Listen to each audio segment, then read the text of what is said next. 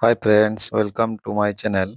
আজকে আমি আলোচনা করব শ্রী শ্রী ঠাকুর অনুকূলচন্দ্র কিভাবে এত ফেমাস হলেন, অর্থাৎ উনি কিভাবে বিখ্যাত হলেন বা ওনার সৎসঙ্গ আশ্রম কেনই বা এত জনপ্রিয়তা অর্জন করেছে। তো দেখতে থাকুন এই ভিডিওটি এবং শুনতে থাকুন আমার কথাগুলো। অনুকূলচন্দ্র চক্রবর্তী একজন চিকিৎসক, একজন দার্শনিক, একজন গুরু এবং সৎসঙ্গের প্রতিষ্ঠাতা। ব্রিটিশ ভারতের পাবনা জেলার হিমায়তপুর গ্রামে উনি জন্মগ্রহণ করেন, যা এখন বাংলাদেশের একটি অংশ। শিবচন্দ্র চক্রবর্তী এবং মনমোহিনী দেবী ছিলেন যথাক্রমে তার পিতা ও মাতা। কলকাতায় একজন তরুণ মেডিকেল ছাত্র হিসাবে অনুকূলচন্দ্র 1911 সালে বস্তিবাসীদের সেবা ও চিকিৎসা শুরু করেন। 6 বছর অধ্যয়নের পর তিনি হিমায়তপুরে ফিরে আসেন এবং চিকিৎসা চর্চা শুরু করেন। 1913 সালে অনুকূলচন্দ্র তার মায়ের কাছে আধ্যাত্মিকভাবে দীক্ষিত হন। দীক্ষা গ্রহণের পর তার বন্ধু ও সঙ্গীদের নিয়ে তীব্র কীর্তন করতে থাকেন। কীর্তনের সময় তিনি প্রায়শই ট্রান্স অবস্থায় যেতেন, অজ্ঞান হয়ে মাটিতে পড়ে যেতেন এবং সেই অবস্থায় বার্তা উচ্চারণ করতেন। কীর্তনের সময় তার ট্রান্সে যাওয়া, ট্রান্সের সময় পবিত্র বার্তা দেওয়া এবং তার চারপাশের লোকেদের ভক্তি আরও অনেক লোককে আকর্ষণ করতে শুরু করে। তার গ্রামে অনেক লোক এসে তাকে দেখতে স্থায়ীভাবে বসতি স্থাপন করতে শুরু করলে ধীরে ধীরে তার গ্রামের বাড়িটি আশ্রমে রূপান্তরিত হয়। একজন চিকিৎসক হিসাবে অনুকূলচন্দ্র চক্রবর্তীর জনগণের সেবা, ট্রান্স অবস্থায় তার ভাষায় কথা বলা এবং তার অনুসারীদের প্রতি তার পরামর্শ ও নির্দেশনা তাকে ধর্মীয় নেতা হিসাবে একটি অবস্থান নিশ্চিত করতে সাহায্য করেছিল। ঠাকুর অনুকূলচন্দ্রের ব্যক্তিত্ব, জীবন এবং শিক্ষাগুলি বিজ্ঞান ও আধ্যাত্মিকতার মধ্যে মধ্যস্থতা করে। ব্যক্তিগত নিশ্চিতকরণ এবং আত্মপরিবর্তন, ব্যক্তিবাদ এবং সামাজিক প্রতিশ্রুতি তাকে ভারতীয় ধর্মীয় ঐতিহ্যে নবী বা অবতারদের শ্রেণীতে স্থান দেয়। তার ভক্তরা তাকে যুগ পুরুষোত্তম বা আধুনিক যুগের নবী বলে সম্বোধন করেন। সৎসঙ্গ হল শ্রী শ্রী ঠাকুর অনুকূলচন্দ্র কর্তৃক প্রতিষ্ঠিত একটি জনহিতকর সংগঠন। এটি 20 শতকের গোড়ার দিকে শুরু হওয়া ভারতের প্রধান আধ্যাত্মিক ও সাংস্কৃতিক আন্দোলনগুলির মধ্যে একটি। সৎসঙ্গ মূলত পাবনায়, যেটি ব্রিটিশ ভারতের অন্তর্গত ছিল, 1925 সালে একটি পাবলিক দাতব্য প্রতিষ্ঠান হিসাবে নিবন্ধিত হয়েছিল। যাই হোক, ভারতের স্বাধীনতা এবং বিভক্তির পরে এটি আবার 1991 সালে ভারতীয় ইউনিয়নে 1960 সালের সোসাইটিজ রেজিস্ট্রেশন অ্যাক্টের অধীনে রেজিস্টার হয়েছিল। সৎসঙ্গ শুধুমাত্র ঠাকুর অনুকূলচন্দ্রের নীতি ও আদর্শে প্রতিষ্ঠিত হয়েছিল। এটি একটি অসাম্প্রদায়িক সংগঠন যা গুরু নিজেই তার হাতে লেখা সত্যানুসরণ গ্রন্থে প্রকাশ করেছেন, যা মূলত বাংলায় এবং পরে ইংরেজি সহ বহু ভাষায় অনুবাদ করা হয়েছে। সত্যের সাধনা নামে এই বইতে তিনি লিখেছেন, হে মানবজাতি, যদি তুমি তোমার মঙ্গল কামনা করতে চাও তবে সাম্প্রদায়িক দ্বন্দ্ব ভুলে যাও। অতীতের নবীদের প্রতি শ্রদ্ধাশীল হও, তোমার জীবিত প্রভু বা ঈশ্বরের প্রতি অনুরক্ত হও এবং শুধু তাদেরই গ্রহণ করো যারা ভালোবাসে। তিনি আপনার নিজের হিসেবে, কারণ অতীতের সমস্ত নবী বর্তমানের ঐশ্বরিক মানবে পরিপূর্ণ। এর ফলস্বরূপ হিন্দু, শিখ, খ্রিস্টান এবং মুসলমান সহ সমস্ত ধর্মের লোকেরা ঠাকুর অনুকূলচন্দ্রের কাছে আসেন এবং তাদের পরিচয়কে ম্লান না করে তাকে তাদের উপলব্ধিকারী পথপ্রদর্শক, গুরু এবং জীবন্ত আদর্শ হিসাবে গ্রহণ করেন। তিনি সর্বদা বিভিন্ন ধর্মের লোকেদের প্রচার ও নির্দেশনা দিতেন। যারা তার কাছে এসেছিলেন একজন সত্যিকারের মুসলমান, সত্যিকারের খ্রিস্টান বা একজন সত্যিকারের হিন্দু হওয়ার জন্য তাদের নিজস্ব বিশ্বাস এবং অনুশীলন অনুসারে। বর্তমানে সৎসঙ্গ হল বিশ্বের সবচেয়ে দ্রুততম এবং বৃহত্তম ক্রমবর্ধমান আধ্যাত্মিক বংশের মধ্যে একটি, যার সারা বিশ্বে 160 মিলিয়নেরও বেশি সদস্য রয়েছে। এটি বৈষম্য এবং বৈষম্য ছাড়াই জীবনের সকল স্তরের সদস্যদের গ্রহণ করে। সৎসঙ্গের সদস্যদের সৎসঙ্গী বলা হয়। সৎসঙ্গের সদর দপ্তর সৎসঙ্গ আশ্রম নামে পরিচিত। এটি ভারতের ঝাড়খণ্ড রাজ্যের দেওঘর শহরে অবস্থিত। ঠাকুর অনুকূলচন্দ্র দেওঘরে চলে আসার পর 1946 সালে আশ্রমের প্রতিষ্ঠা শুরু হয়। সংগঠনের সকল প্রধান কার্যক্রম আশ্রম প্রশাসকদের দ্বারা পরিচালিত হয়। সৎসঙ্গ আশ্রম ছাড়াও শুধু ভারতে নয়, বাংলাদেশ, বর্মা, ইউরোপ, মধ্যপ্রাচ্য, আফ্রিকা ও আমেরিকাতেও সৎসঙ্গের 2000-এরও বেশি শাখা রয়েছে। এই শাখাগুলি সৎসঙ্গ বিহার এবং সৎসঙ্গ কেন্দ্র নামে পরিচিত। অধিকাংশ সৎসঙ্গ বিহার প্রাঙ্গণে শ্রী শ্রী ঠাকুর অনুকূলচন্দ্রকে উৎসর্গ করে মন্দির তৈরি করা হয়েছে।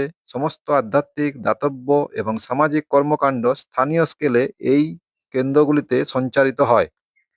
ভারতের প্রায় সমস্ত রাজ্য এবং প্রধান প্রধান শহরগুলোতেই সৎসঙ্গ বিহার স্থাপন করা হয়েছে। সৎসঙ্গ বিহারের কর্মীরা ঠাকুর অনুকূলচন্দ্রের শিষ্য এবং অনুসারী। সৎসঙ্গের কার্যক্রম যেগুলি কভার করে সেগুলি হচ্ছে পরোপকার, শিক্ষা, স্বাস্থ্য পরিচর্যা, সাংস্কৃতিক কর্মকাণ্ড, শিল্প ও প্রকৌশল কার্যক্রম। সৎসঙ্গের নিজস্ব প্রশাসনিক কার্যালয়, বিনামূল্যে কমিউনিটি রান্নাঘর যা আনন্দবাজার নামে পরিচিত, দাতব্য হাসপাতাল, স্কুল, কলেজ, প্রকাশনা সংস্থা, ফার্মাসিউটিক্যাল ল্যাবরেটরি, ইঞ্জিনিয়ারিং এবং মেকানিক্যাল ওয়ার্কশপ, ছুতার ইউনিট, গ্যারেজ, গোশালা এবং জাদুঘর ইত্যাদি রয়েছে। সংগঠনের সদর দপ্তর সৎসঙ্গ আশ্রমের প্রাঙ্গণেই প্রতিষ্ঠিত। আশ্রমীরা তাদের গুরুর সেবার উদ্দেশ্যে এই কেন্দ্রগুলিতে কাজ করে থাকেন। সারা বছর ধরেই সৎসঙ্গের মাধ্যমে বেশ কিছু অনুষ্ঠান পালিত হয়। সৎসঙ্গ আশ্রমে ঠাকুর অনুকূলচন্দ্র ও তার স্ত্রী শ্রী শ্রী বড়মা, তার জ্যেষ্ঠ পুত্র শ্রী শ্রী বোরদা এবং বর্তমান আচার্যদের আর্কদ্যুতি চক্রবর্তী এর জন্মবার্ষিকী পালিত হচ্ছে। ঠাকুর অনুকূলচন্দ্রের জীবনের ঘটনা সম্পর্কিত অন্যান্য উৎসব এবং বিভিন্ন সম্মেলন পালিত হচ্ছে। দেশ বিদেশের লক্ষাধিক ভক্ত আশ্রমে উপস্থিত হন এবং অনুষ্ঠানে যোগ দিয়ে থাকেন। বিশিষ্ট ব্যক্তিবর্গ সাধারণত সৎসঙ্গ আশ্রমে বিভিন্ন উৎসব এবং অনুষ্ঠানেই যোগ দিয়ে থাকেন। সৎসঙ্গের উদ্দেশ্য মানুষকে সত্যিকারের মানুষ হিসাবে গড়ে তোলা। সৎসঙ্গ কখনো সম্প্রদায়ে বিশ্বাস করে না। ধর্ম কখনো বহু হয় না, ধর্ম এক।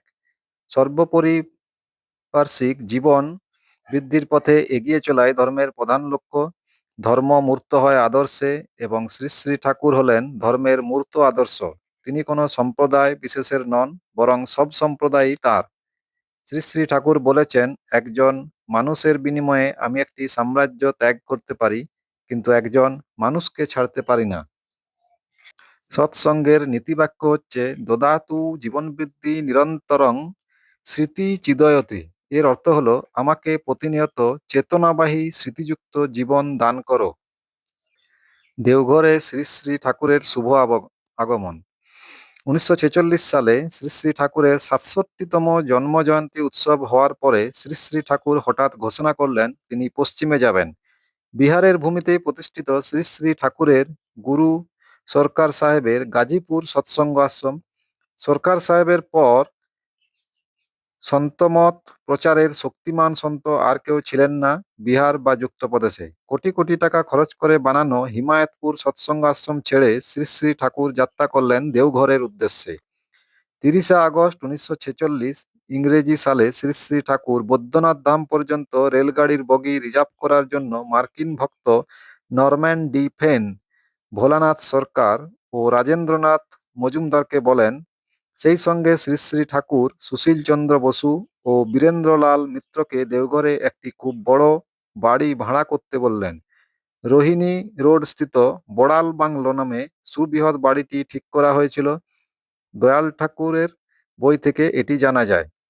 1946-এর 1 সেপ্টেম্বর শ্রী শ্রী ঠাকুর পরিবার ও কতিপয় ভক্তসহ রওনা হন দেওঘর অভিমুখে।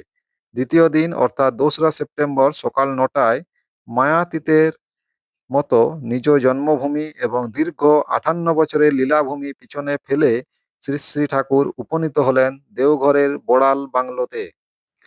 পরম প্রেমময় শ্রী শ্রী ঠাকুর দেওঘরে আসার পর এখানেও তাকে ঘিরে রচিত হয় অমৃতলোভা মধুচক্র, অর্থাৎ তাকে দর্শন করতে, তার সান্নিধ্য পেতে, তার আদর্শবাদ জানতে ও বুঝতে জাতি, বর্ণ, সম্প্রদায় নির্বিশেষে দেশ বিদেশ থেকে বহু মানুষ আসতে থাকেন। প্রতিনিয়ত আসতে লাগলো দর্শক, সাধু, সুধী, দার্শনিক, বৈজ্ঞানিক, শিল্পী, সাহিত্যিক, সাংবাদিক, রাজনৈতিক ও রাষ্ট্রীয় নেতৃবৃন্দ।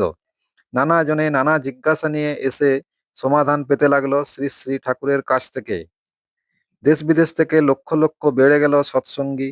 আমেরিকা, জাপান প্রভৃতি জায়গা থেকেও প্রচুর মানুষ এখানে আসতে শুরু করলো।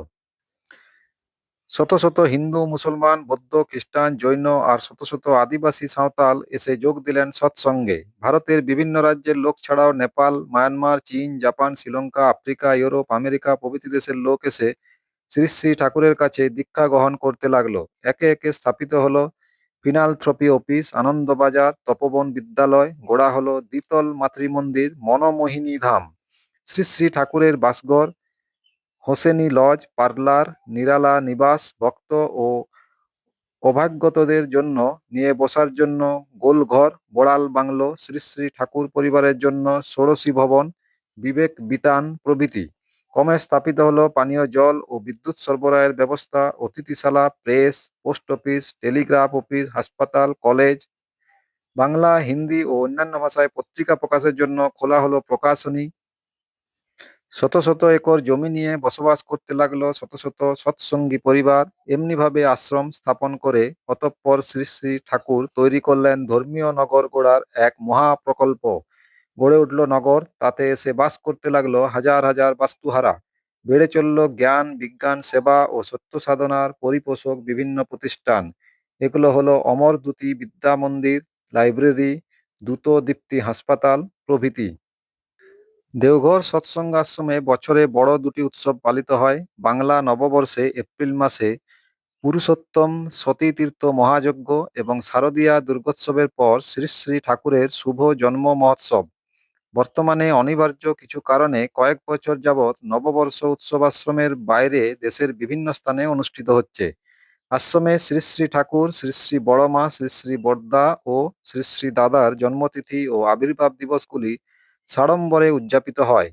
এছাড়াও উদযাপিত হয় শ্রী শ্রী ঠাকুরের পুণ্য স্নানোৎসব, পাবনা থেকে দেওঘর আগমন, শরণোৎসব, মানিকপুরে বনভোজন উৎসব, দোল উৎসব।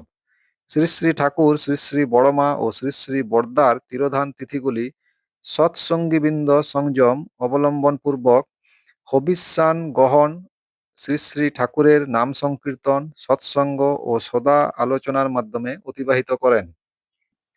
আশ্রমে আগত ভক্ত শিষ্যদের নিশ্চিন্তে বাসের জন্য বেশ কয়েকটি অতিথিশালা নির্মাণ করা হয়েছে। স্থান কম থাকার জন্য কয়েকটি বহুতল ভবন এবং বেশ কয়েকটি স্থানে হলঘর অর্থাৎ ডরমেটরির সংখ্যাও বৃদ্ধি করা হয়েছে। উপাসনা, প্রাত্যহিক সাংসারিক কাজ শেষ করে আশ্রমিক মায়েরা এখানে একত্রিত হয়ে ইষ্ট দেবতার গুণকীর্তন করে থাকে। এখানে মায়েরা প্রতি সপ্তাহে বৃহস্পতিবারে মাতৃ সম্মেলনের আয়োজন করেন। উপাসনার উদ্বোধনের দিনটি স্মরণে বার্ষিক অনুষ্ঠান ছাড়াও বছরের বিশেষ বিশেষ কয়েকটি দিনে মায়েরা সৎসঙ্গ ভজন কীর্তনাদির আয়োজন করে থাকেন। এখানেই আজকের ভিডিওটি শেষ করলাম। ভিডিওটি কেমন লাগলো তা কমেন্টে জানাবেন এবং আপনারা কি টাইপের ভিডিও চাইছেন তাও কমেন্টে জানাবেন। পারলে চ্যানেলটি সাবস্ক্রাইব করে দেবেন। Thank you.